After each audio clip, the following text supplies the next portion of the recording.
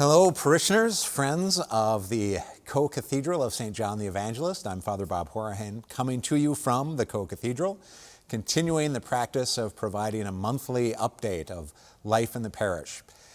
If you ran into me on the street and asked me what's new in the parish, I would give an answer that, at the risk of sounding self-absorbed, would be me. I'm new. I just started this work of shepherding the faithful here at the Co-Cathedral less than 10 days ago as we're doing this recording. And thus far, it's been a great joy. As I say then, I am new to you and everything is new to me. And that being the case, I thought that maybe today for my first video update, I could do three things. First, just tell you a little bit about myself, my own journey thus far. Second, say a little bit about what I'm hoping for as I begin this next stage of my journey, which will be with all of you. And third, say a little bit about my experience thus far. So to start with, me. As I said, I'm Father Bob Horihan, and I am a Minnesota native. I was born and raised in the southeastern corner of the state.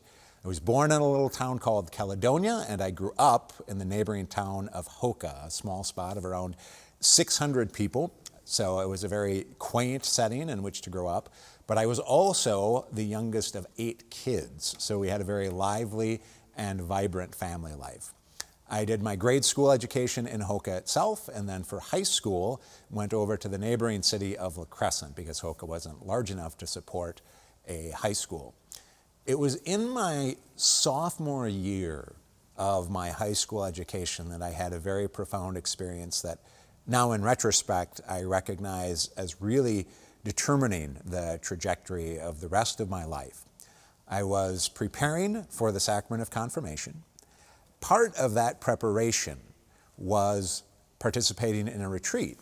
And during that retreat, we had a couple of seminarians as presenters. And in the midst of that retreat, I was visiting with one of the seminarians, and he told me about these information weekends that the seminary hosted on a regular basis.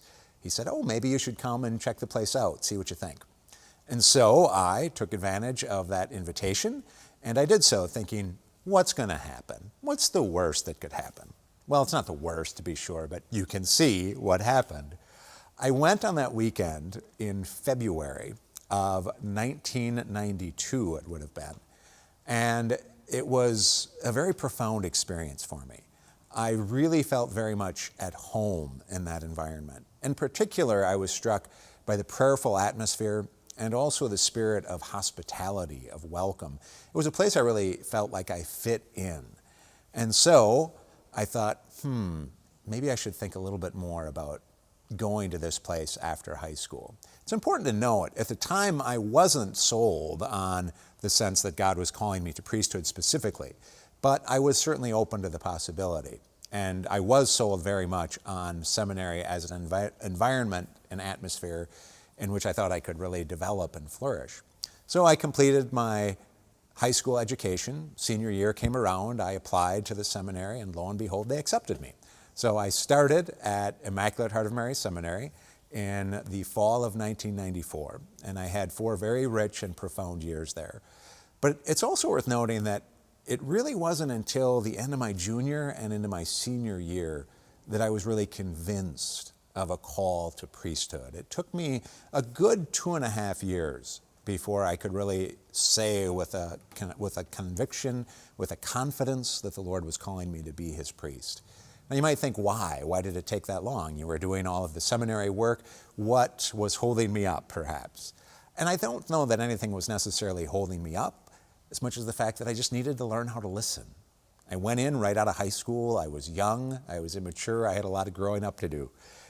But I seized the opportunities that were there for me in the seminary. I took advantage of all the opportunities to grow and to mature as best I could. And in the midst of all of that, I discovered something very, very profound and very rich. Even, dare I say it, more profound and more rich than a call specifically to priesthood. What I discovered was that God loves me. That's what I really discovered. Now, we all know that. We all can say that. That's part and parcel of our faith. But in the seminary environment, as I grew, as I matured, as I learned how to listen, as I learned how to get away from all of the noise that so often surrounds us. And remember, this was in the 90s. We've got even more noise now. As I learned to get away from that noise and listen to what God was saying in my heart, I discovered him simply saying, "I love you." And that was profound and transforming, because then as I let that fundamental truth seep into my heart, as I claimed it, as I made it my own and really accepted it, that then led me in turn to the recognition that God was calling me to spread that message as his priest. But it all came from the recognition of God's love for me, the profound experience that he gave himself for me as he came into this world, that he continues to give himself to me as he continues to come in the Eucharist. And so it's all rooted in that fundamental experience of God's love. So having experienced that then led me to the conviction of a call to priesthood. So I wrapped up my time at IHM and then continued my studies for priesthood and theology school, and in 2002 was ordained. And it was a very joyous day, and again, it was a moment of receiving God's love, of simply letting myself bask in the glory of his care, and also then recognizing that he had entrusted me with a mission to spread that care. So since then, since 2002, I've been engaged in various different types of ministry. Early on in my priesthood, I was in Rochester, and as a matter of fact, I was at the Church of the Resurrection as a parochial vicar, the associate, the sort of sidekick to the pastor. And then I was also doing work at Lourdes High School. I spent some years as a pastor. I was also in graduate studies for a time. I spent about a decade in formation work, actually just a little bit more than a decade in formation work back at the very same seminary which I had attended, which was a little bit surreal. And I wrapped up that ministry of seminary work on June 30th of this year. And so it was from there that I came here to the Co-Cathedral.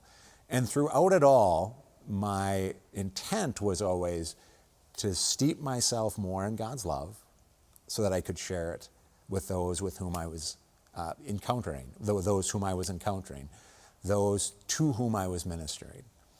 And that brings me to point number 2 then. What am I hoping for as I enter into this ministry, as I enter into this role as rector of the Co-Cathedral? It's really quite simple. I don't have any grand aspirations or great projects or plans. Maybe those will come, we'll see. After all, I've only been at this for 9 days.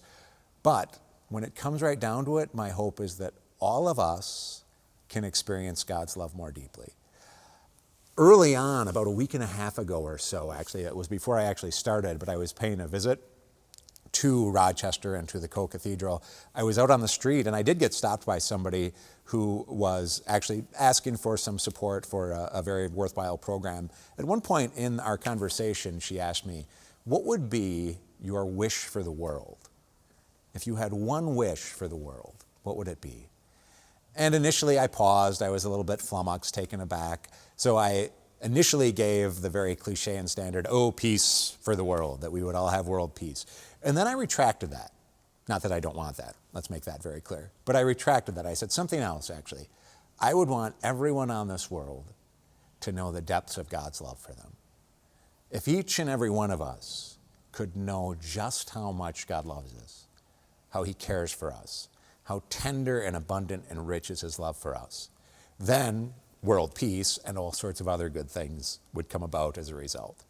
And so that's my hope, is that all of us, as we journey together, can experience more profoundly the love of God that comes to us through his Son, Jesus Christ. And this is my segue into point number 3. What has been my experience thus far? In these days that I have been here, I have certainly experienced that love.